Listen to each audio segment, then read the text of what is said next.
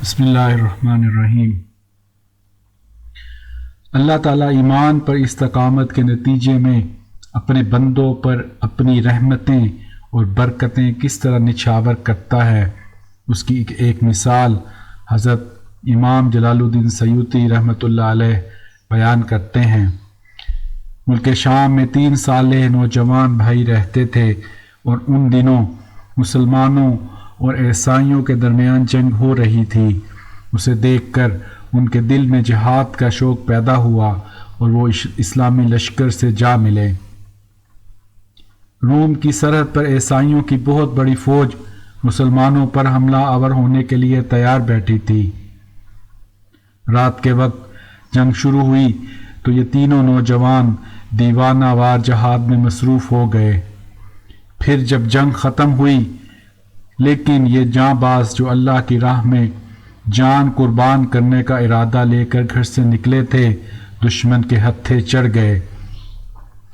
ईसाई उन्हें गिरफ्तार करके अपने बादशाह के पास ले गए। उसने कहा कि उनकी जान बख्शी की सिर्फ एक ही सूरत है कि वो इस्लाम तर्क करके ईसाई मज़हब इख्तियार कर लें, वरना उन्हें उबलते तेल के कड़ाहों में फेंक दिया जाएगा। वो कहने लगे कि तू जो चाहे कर ले, हमें एक लम्हा भी इस्लाम छोड़ना गवारा नहीं, क्योंकि शहादत की मौत हमारी नज़र में हुस्न मुतलक के जलवों के मुशाहदे की घड़ी है। बादशाह के हुक्म से बड़े भाई को जलती आग पर तपते हुए तेल के कड़ाहे में डाल दिया गया। उस नौजवान ने या मुहम्मदा का नारा लगाकर मौत को कबूल किया और शहादत से पहले अपने दोनों भाइयों को तलकीन की कि देखना कहीं तुम्हारे कदम लड़खड़ा न जाएं। तुम्हारे और मेरे दरमियान चंद लम्हात का वक्फा है, मैं जन्नत के दरवाजे पर तुम्हारा इंतज़ार करूँगा। थोड़ी देर बाद दूसरे भाई को भी तेल में फेंक दिया गया।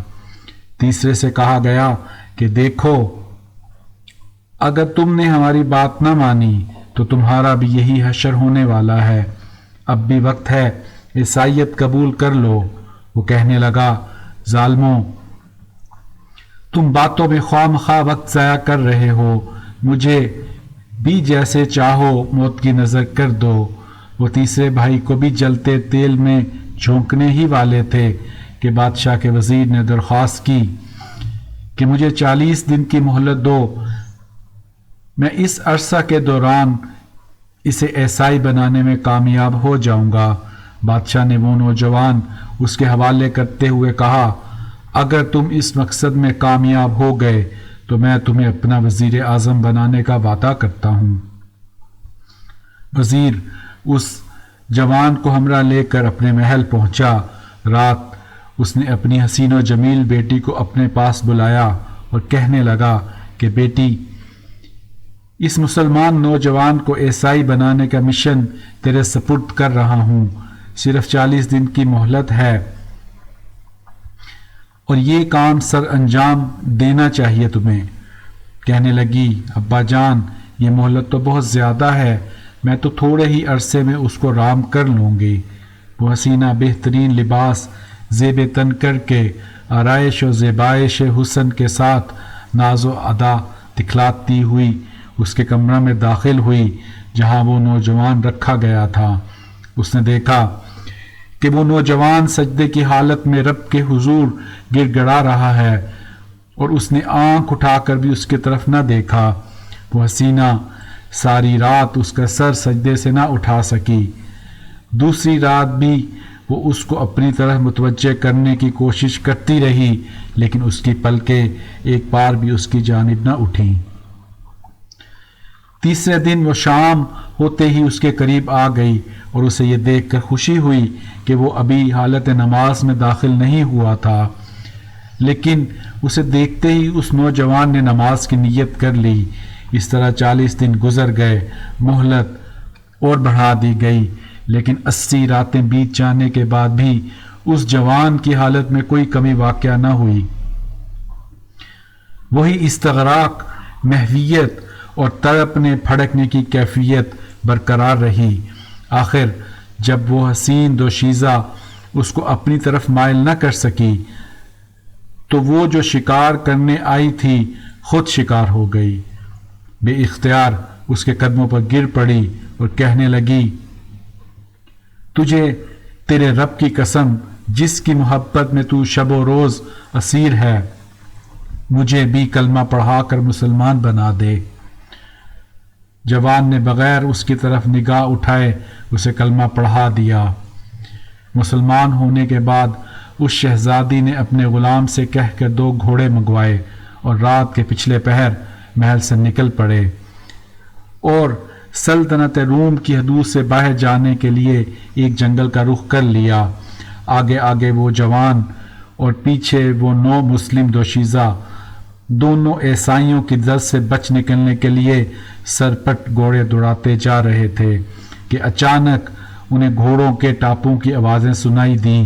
شہزادی کا دل دہل گیا اور وہ گھوڑا روکتے ہوئے کہنے لگی، جوان، معلوم ہوتا ہے انہیں ہمارے فرار کی خبر ہو گئی ہے۔ اس نے کہا، گھبراؤ نہیں۔ اتنے میں وہ گھڑ سوار قریب آ گئے۔ نوجوان نے تلوار سونت کر کہا، اگر تم میں کوئی دشمن ہے تو اس کا سر اسی تلوار سے قلم کر دیا جائے گا۔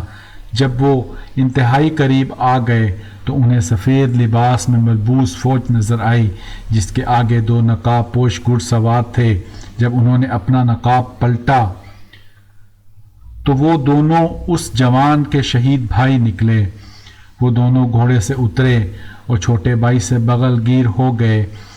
اس نے استفسار کیا، بھائی جان، آپ دونوں تو میرے سامنے شہید ہو گئے تھے، اب یہاں کیسے؟ انہوں نے کہا کہ ہم دونوں جنت کے دروازے پر تمہارے منتظر تھے کہ رسول اللہ صلی اللہ علیہ وآلہ وسلم نے فرمایا، میرے پیارے جوانوں، آج تمہارا بھائی امتحان میں کامیاب و سرخرو ہو کر کافروں کے حلقے سے بچ نکلنے میں کامیاب ہو گیا ہے۔ تم دونوں فرشتوں اور شہیدوں کی روحوں کے جلوس میں جاؤ، ان کا استقبال کرو اور ان دونوں کا نکاح کرا دو اور انہیں میری غلامی میں آ جانے کا ثمرہ سنا دو۔ ہم سب یہاں اس مقصد کے لیے تمہارے پاس آئے ہیں۔